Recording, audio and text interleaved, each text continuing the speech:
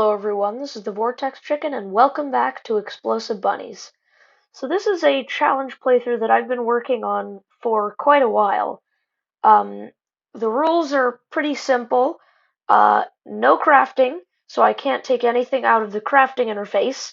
No NPC interactions, this one is a bit more difficult to explain. It basically just means that I can never right-click on an NPC unless it's the old man, because I need to talk to the old man to summon Skeletron. Um, and then no armor. I can't wear anything in the armor slots. I have to mention that a similar challenge was done by Crabbar. The only differences were that he did it in expert rather than normal, but he was allowed to use armor. So that taken into consideration, his challenge was harder than this is, but this is still very difficult and painful, and it will be even harder in hard mode. So one of the first things that I had to deal with was the lack of a way to get torches. I can't craft them with wooden gel, and I can't buy them from the merchant, so the only way to get them is pots, chests, slimes, and zombies. This means that when I entered this cave, I had nothing to light it up after the dropping money solution was patched. So I had to run around with smart cursor on, just hoping that a yellow outline around a chest would come up. Thankfully, however, I got a pot, and the pot had torches in it. And that sudden burst of light was enough to show me that there was a chest. So in that chest, there was a blowpipe, which is pretty bad, but it's a lot better than a copper short sword, and you don't need to buy or craft ammo for it. It also had shine potions. So this was a very lucky chest to find. Now that I had shine potions to light my way, I kept finding more chests. This one had a spear, which is a pretty good weapon to start out with and doesn't need any ammo. And then this other one had a wand of sparking, which is maybe the one mage weapon I can actually use in this playthrough because of how little mana it costs. With that said, it's time to talk about classes. Mage. It needs mana, and you can only have 20 mana if you can't craft mana crystals, aside from arcane accessories, which I do get a couple, but it's not really an optimal way to go, and you could only have like 60 mana maximum using that method, so mage is out of the question. Ranger, you need ammo, and well, that's not a big deal, but it actually is in this playthrough because you have to buy or craft arrows unless you get them from pots, and you have to buy bullets unless you get them from shadow orbs and crimson hearts. So, for the most part, ranger is out of the question. Since I can't wear armor, I can't have multiple summons, which means summoner is pretty much out of the question. And then that pretty much leaves us with melee. Melee is the only viable class throughout this playthrough. Now, this isn't to say that I won't be using ranged weapons against some bosses when I save up ammo. The Wall of Flesh, this will be extremely handy for because melee is atrocious against it. And then a lot of different bosses throughout the playthrough, I will either be using ranged weapons with saved up ammunition, or I'll have a summon out. But for most of the playthrough, especially to save ammo, I will mainly be using only melee. Early game exploring wasn't all that much different from how it is in a normal playthrough. But it was a lot more painful because oftentimes I wasn't really suited for protection, although the abundance of movement accessories that I was finding was really helpful. Also, it was nice to not have to worry about mining ores, because ores are useless in this challenge. I was getting really lucky with chests, and this dead man's chest contained a magic mirror, which would be very useful throughout the playthrough, especially since I can't fall back on crafting recall potions out of specular fish and some other things. I then started the long and tedious process of digging a elevator with a copper pickaxe, which led me to my death because the copper pickaxe isn't fast enough to dig a breathy hole before my life runs out. So there's my first death. I was actually really expecting it to come earlier, because this is like 20 minutes into the playthrough. But it allowed me to come back home and start up a little base, even though I can't really build houses for anything. After a couple more deaths during the night, I built the guide a small shelter box. Nothing really to do about the fact that there are no walls, because I can't craft walls. I then started to place down and organize chests, because this will basically just be my base for the rest of the playthrough. I got bored of fortifying the spawn point, so I decided to go right to the desert and actually dig down into the underground desert. Small life pro tip: don't dig down into the underground desert until you have a good weapon, because it was pain. It was really pain. After realizing that going into the underground desert so early was a horrible idea, I traversed to the right further to find that my world has corruption very close on both sides, and especially with no NPCs to sell me stuff for world cleansing, this is going to be a nightmare in hard mode. I didn't last long in the corruption and I quickly died, so once I respawned I decided to continue working on base defenses, and then spend the night, most of the night, farming for torches, because torch zombies can rarely spawn. There's zombies that are holding torches, and they actually drop a pretty good amount of torches, and that's really my only reliable way to get torches. So for a while, my nights were just farming torch zombies. There's not too much to say about early game exploring. I found a couple minecarts that led me to life crystals, and that really sped things up. But other than that, it was just uh, longer than normal, granted, but pretty normal early game exploring until I had enough equipment to take on a boss, which you'll probably see pretty soon.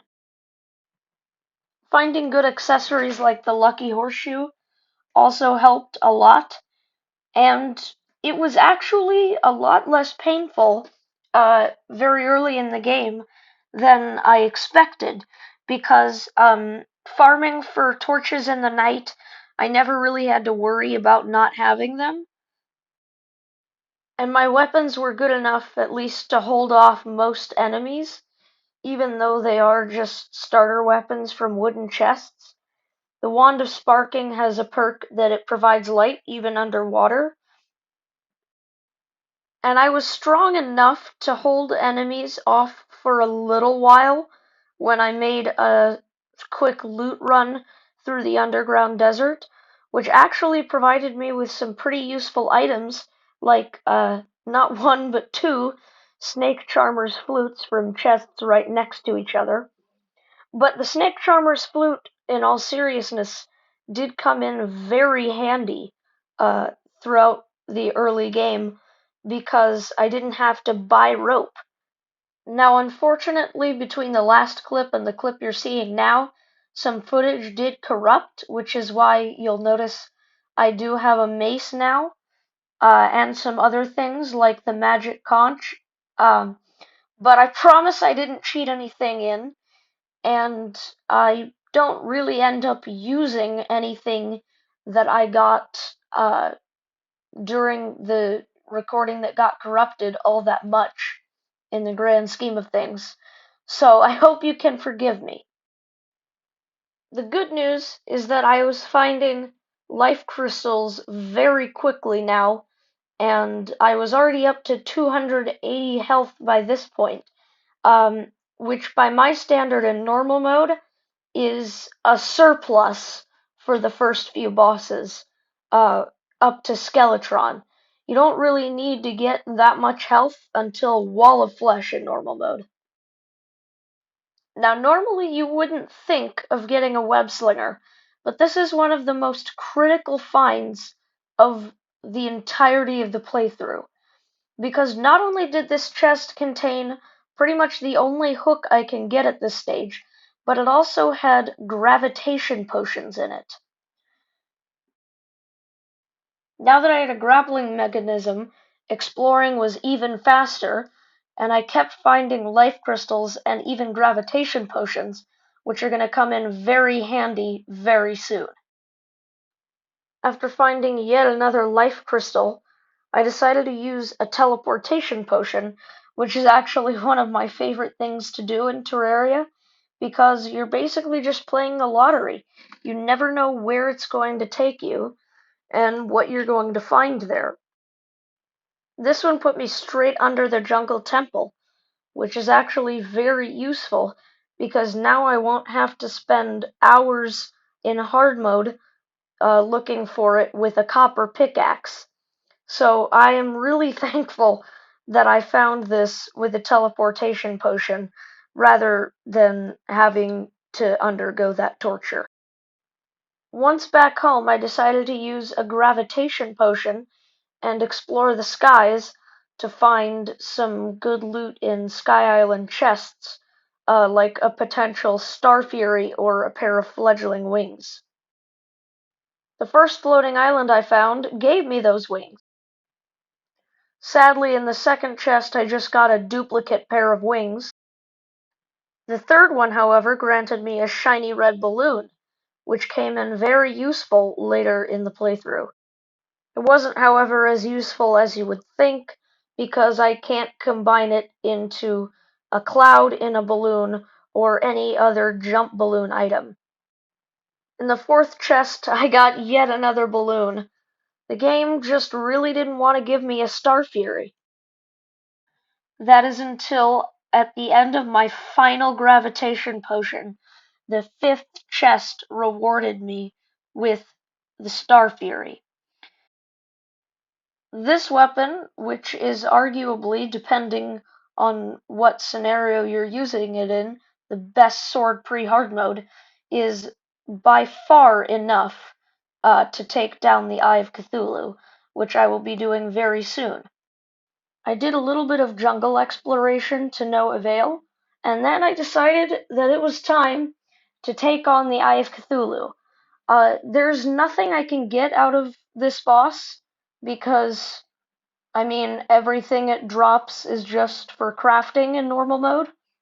And so, this was really just a test run for Skeletron, because I wanted to know that I could smash the Eye of Cthulhu before I tried Skeletron.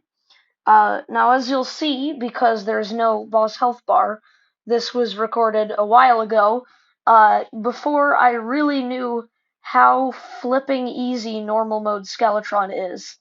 So that's why I even bothered fighting the Eye of Cthulhu, because there's really nothing to do with the loot. You can't sell it, and even if you could, you can't use the money, and you can't craft bars. So this was just basically to gauge how powerful I was. And if there was any question in my mind before this Eye of Cthulhu fight, it has been answered.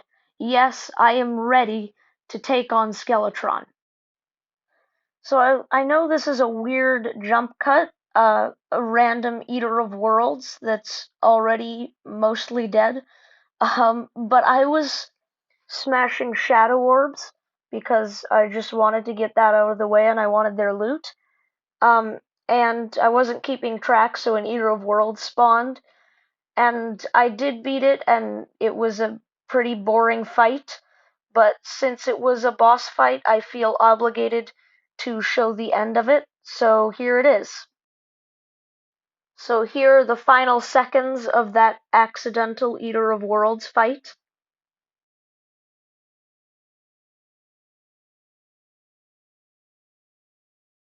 After destroying every shadow orb in that corruption, I decided to go to the jungle to try to get feral claws to use my Star Fury better, because that would help a little bit during the Skeletron fight.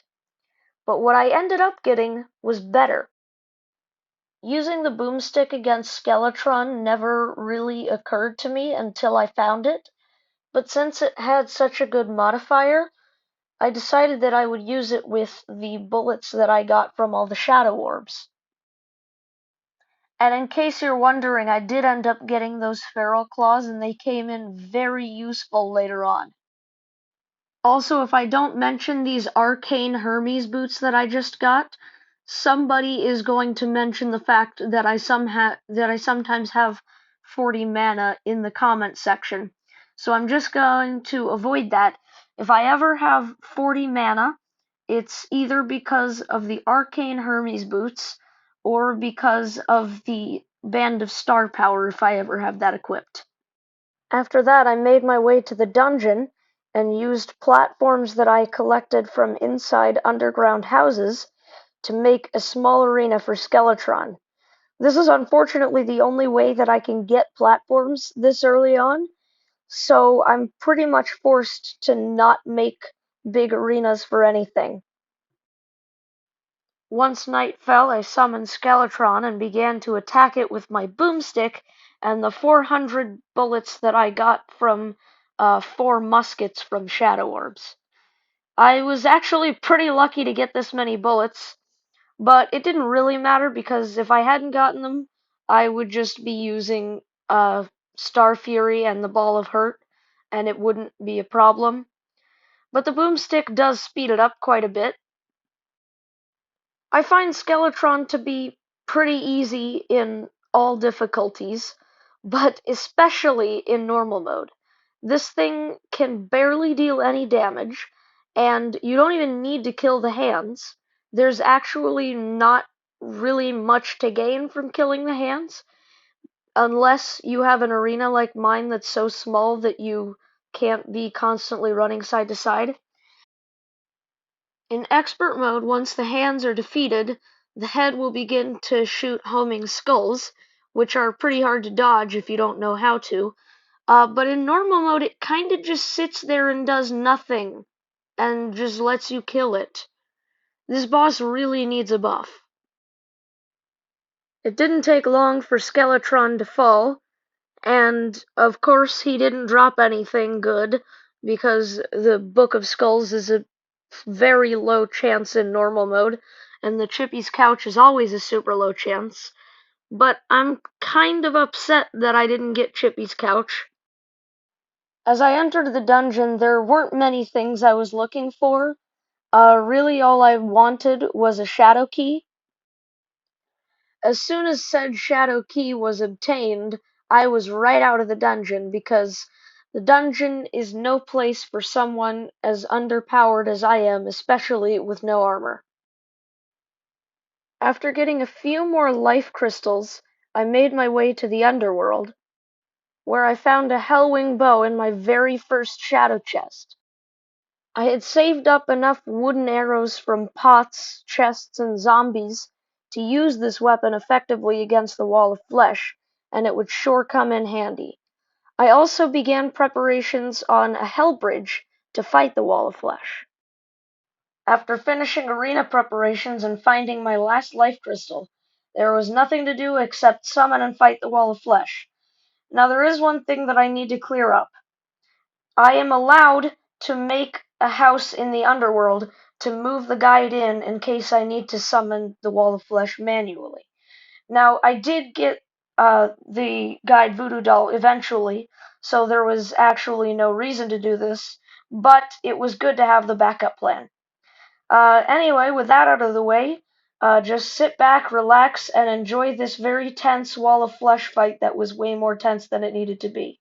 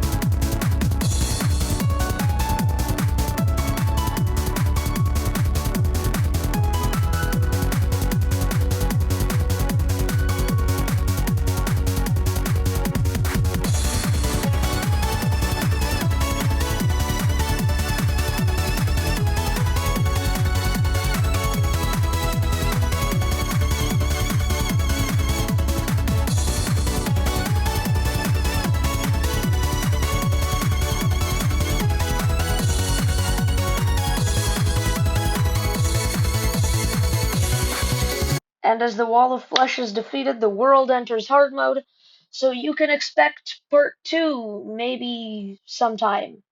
Yeah. Anyway, with that, if you enjoyed it, please subscribe, and I will see you later. Bye.